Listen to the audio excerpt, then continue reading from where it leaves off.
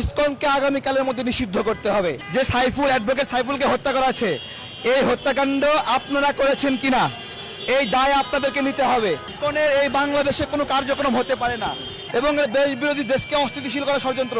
এমনি এমনি সে গ্রেপ্তার হয় নাই এবং এটা অদ্ভুত বিষয় যে হিন্দু হলে কারো বিচার করা যাবে না। হ্যাঁ, আমাদের সার্বভৌমত্বের প্রশ্ন দাঁড়িয়েছে।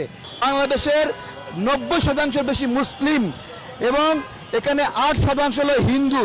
যদি হিন্দুরা আমাদের এই গণ অভ্যুত্থানের সরকারকে বিরক্ত করে, গণ অভ্যুত্থান সরকারকে পতনের চেষ্টা করে, এইভাবে যদি মানুষ হত্যা করে, তাহলে আমরা স্পষ্ট করে বলছি যে আমরা মুসলিমরা আমাদের যে পারচেজিং পাওয়ার আছে সেইটাকে প্রয়োগ করব।